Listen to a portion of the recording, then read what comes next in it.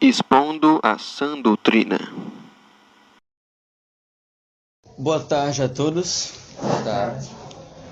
Eu agradeço pela presença de cada um de vocês. Então, antes de começar, vamos curvar nossas cabeças e fazer uma oração. Senhor, invoca, Pai, teu nome, para que o Senhor esteja aqui entre nós. Perdoa nossos pecados, porque nós somos falhos, porque de algum modo nós temos desobedecido a Ti e a Tua palavra. Venha ter misericórdia, Pai, de nós. Oro também para que o Senhor Deus venha purificar os nossos corações. Derrama Teu Espírito sobre nós, para que venhamos compreender a Tua palavra. Não permita com que saiamos daqui do modo como chegamos, mas que o Senhor possa nos ensinar a Tua vontade. Em nome de Jesus. Amém.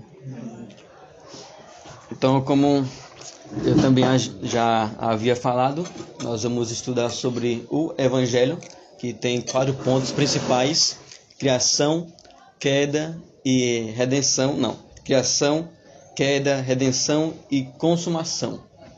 E nós vamos ver sobre a criação.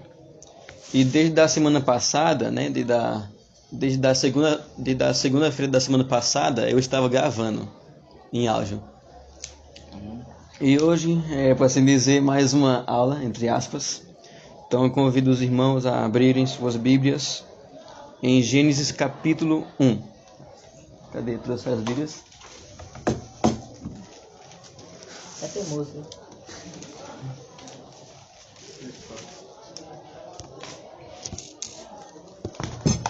Não, vai dar sem vídeo, então. Tem que decorar um pouco. Então, Gênesis capítulo 1, somente um verso, nós vamos ler. E ele diz assim: no princípio, Deus criou os céus e a terra. Só isso. E, como eu também já havia falado, somente nesse verso aqui, ele tem muitas coisas para nos ensinar, das quais eu não irei mencionar aqui alguma delas. E a palavra Gênesis significa princípio ou começo. Então, é importante estudar esse livro porque ele vai falar do começo, do princípio, do início de todas as coisas. Ele vai falar como esse universo, como o universo ele surgiu, como é que ele foi criado. E todas as pessoas, todas as religiões, até mesmo na parte da biologia, tem uma cosmovisão, uma ideia de como o universo ele foi criado. E também ele vai falar sobre o início da humanidade e também como o pecado entrou no mundo. É isso que nós iremos também ver. E é importante o livro de Gênesis porque o Evangelho é anunciado desde o primeiro verso. Que eu também não vou aqui mencionar que o Evangelho ele é mostrado. Nós iremos ver também no próximo estudo aonde está o Evangelho, né? É chamado Proto-Evangelho. E nós iremos estudar apenas 4 tópicos. Primeiro, que Deus é eterno. Segundo, que Deus criou os céus e a terra. Terceiro, que Deus governa o universo. E quarto, que esse universo lhe revela um Criador. Eu espero que dê tempo. E aqui diz, né? No princípio, Deus. Havia um tempo, se aqui pode se chamar de tempo, em que Deus ele habitava só, muito embora subsistindo em 3 pessoas. Não havia os céus, onde particularmente se revela a sua glória. Não existia os anjos para lhe entoarem louvores, e também não existia a terra para ocupar sua atenção. Não havia nada, nem ninguém, senão Deus. E isso não durante um dia, um ano ou uma época, mas desde sempre. Desde sempre. E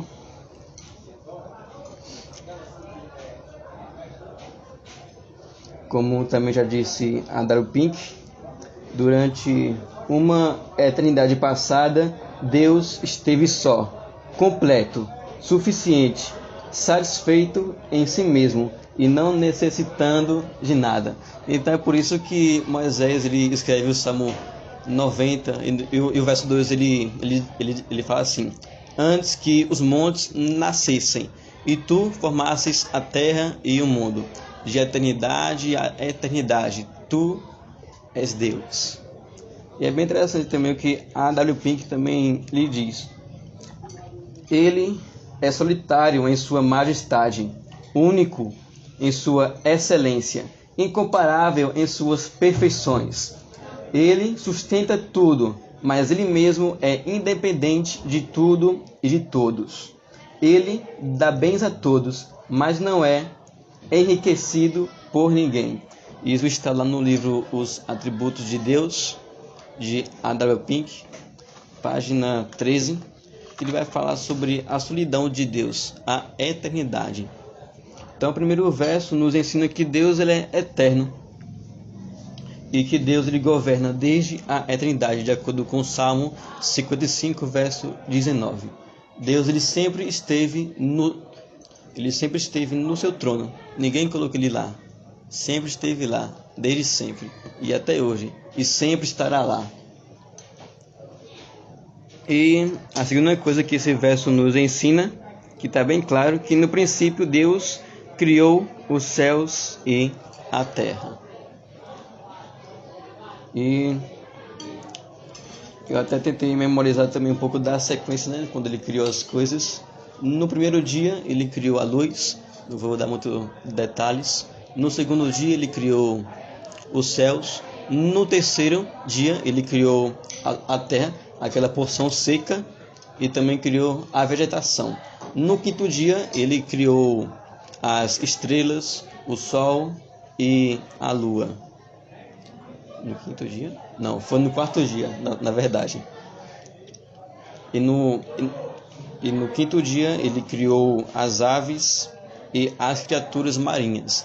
E no sexto dia, que foi o último dia da sua criação, ele criou os outros animais e também ele criou o homem, segundo a sua imagem e semelhança. E deixa eu ver aqui. Deus criou todas as coisas por meio de sua palavra. Deus apenas falou e tudo passou a existir. Então nós podemos ler o Salmo 32, versos 6 e 9, que ele diz assim: os céus por sua palavra se fizeram, e pelo sopro de sua boca o exército deles. Pois ele falou, e tudo se fez. Ele ordenou, e tudo passou a existir. E Deus ele também fez o universo com sabedoria. O Senhor com sabedoria lançou os fundamentos da terra, e com inteligência estabeleceu os céus. Provérbios 3:19. E também podemos afirmar que Deus criou os céus com poder. Então nós podemos também ler o Salmo 29, verso 4, que diz assim: a voz do Senhor é poderosa, a voz do Senhor é cheia de majestade. E também há outro verso que diz: aleluia, louvem o Senhor Deus, louvem a Deus no santuário, louvem a Deus no firmamento, obra do seu poder. Salmo 150, verso 1. E nós acabamos também de ver que Deus ele é eterno. Assim como Deus ele é eterno, a sua palavra, a sua sabedoria e o seu poder também são eternos, bem como todos os seus atributos são eternos, porque ele é eterno. Próximo.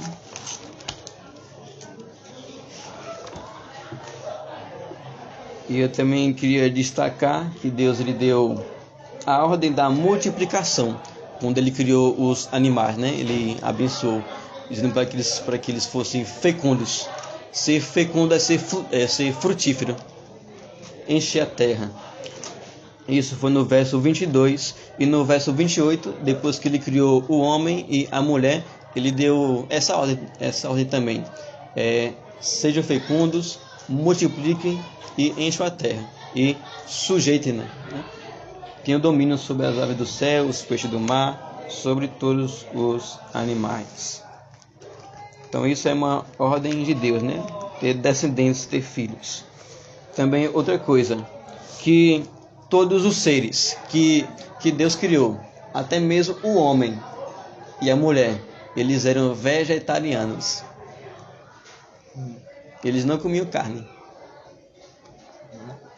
Isso nós vemos no verso 29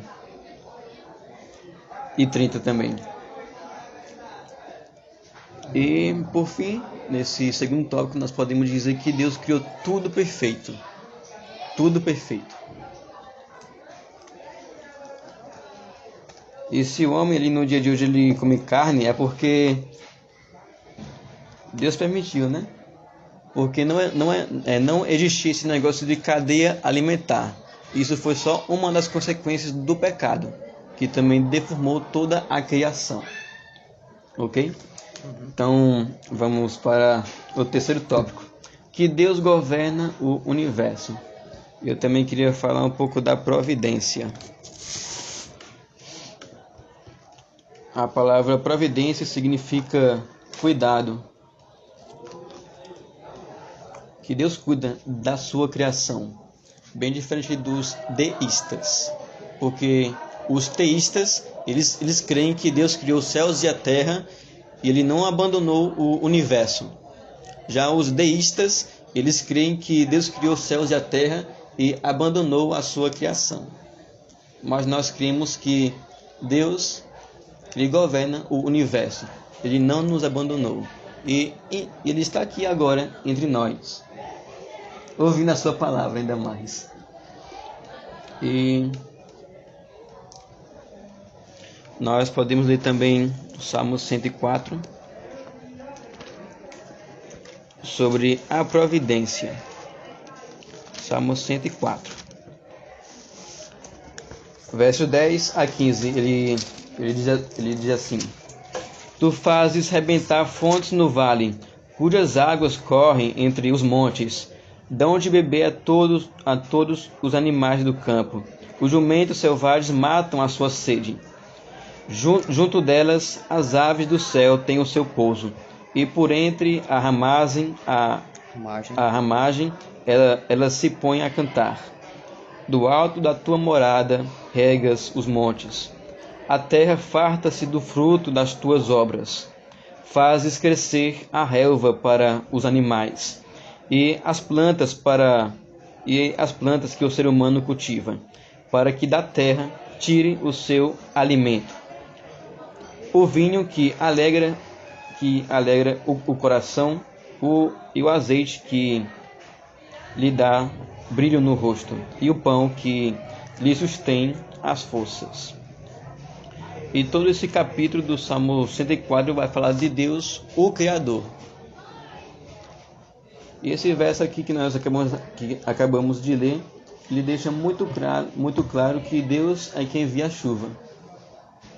Ele é que coloca o sol para iluminar a terra. Porque sem o sol todos nós iríamos morrer. Então nós podemos ler o Salmo também 36, verso 6, que diz assim: Tu, Senhor, preservas as pessoas e os animais. Deus preserva todas as pessoas. Deus sustenta a sua criação por meio de sua palavra. E isso está lá em Hebreus 1:3. E nada acontece sem a vontade de Deus. Até os cabelos de nossa cabeça estão todos contados. Está lá em Mateus 10, verso 29 e 30, se não me engano. E nós temos que reconhecer também que Deus, ele é providência, porque como Abraão ele falou, né? Jeová Jireh, Deus ele é providência. E essa doutrina da providência divina, ela nos ensina a não ficarmos ansiosos e ficarmos preocupados com o futuro, com o que nós iremos comer, com o que nós iremos beber ou se vestir, com quem nós iremos nos casar e os estudos, o trabalho. Espere em Deus. Não fiquem ansiosos. É o que nos ensina, porque Deus ele vai prover todas as coisas. E isso também eu falo com base no Evangelho de Mateus, capítulo 6, verso 8 e verso 25. Então nós devemos depositar nossa confiança em Deus e esperar somente nele. Porque Deus, ele também havia prometido que não iria destruir a terra com água, né, como fez com o dilúvio. Mas que todo dia iria haver sol, chuva, verão, outono, inverno, primavera. As plantas iriam crescer, as árvores também iriam dar seus frutos. Então não devemos ficar preocupados. Isso também não quer dizer que nós temos que ficar relaxados. Então eu vou ficar aqui só de boa, vou esperar Deus agir. Não. Acorde, ore, coloque tudo nas mãos de Deus e faça a sua parte. Não queira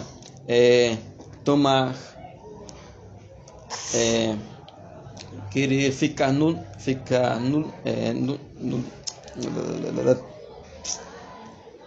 querer fazer as coisas com a força do seu braço.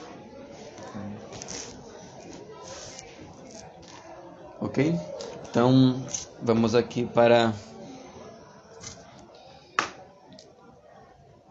o quarto tópico, porque o tempo já está acabando, temos apenas 3 minutos.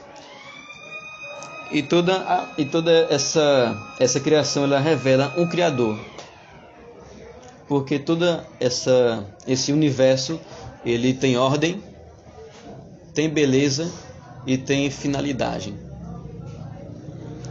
Porque então as águas elas não engolem a terra, porque Deus estabeleceu leis para isso. A terra também que gira em torno do sol, Deus estabeleceu leis. Nós também vimos a beleza na criação, só observamos algumas paisagens e as flores também. E todas elas têm alguma finalidade. Então, vamos fazer algumas aplicações, chegando para o final. Assim como Deus falou e tudo aconteceu, a semelhança da criação, você obedece a Deus? Quanto tempo você passa meditando nas grandezas de Deus? E também outra, não se preocupe com o futuro, porque Deus ele é providência. Então que Deus ele acalme os nossos corações e que ele aplique a sua palavra em nosso coração. Então eu vou pedir para que nosso irmão Samuel faça a oração final. Pai Santo, Pai Bendito, aqui estamos, meu Pai, diante de Ti. Pai, te agradeço, meu Deus, por essa palavra. Espero que essa palavra, meu Deus, seja derivada a Ti, meu Deus. Que ela seja ensinada da forma que Tu pretendes escrever para nós. Pai, te agradeço pelos homens do passado, meu Deus, pois sem eles não teríamos essa obra-prima, esse mapa mundo de como viver, meu Deus. Pai, te agradeço por cada um que está aqui hoje, meu Deus. Seja com eles, meu Pai. Agradeço por eles terem tirado 20 minutos do seu tempo, meu Deus, para vir aqui e ouvir a Tua palavra. Pai, não agradeço de mim, mas por Ti, meu Deus. Quero que eles saibam que, fazendo assim, o Teu nome seja engrandecido, meu Deus. Que eles não venham ver palavras de homem, mas palavras de Deus vivo, aquele que reina para sempre.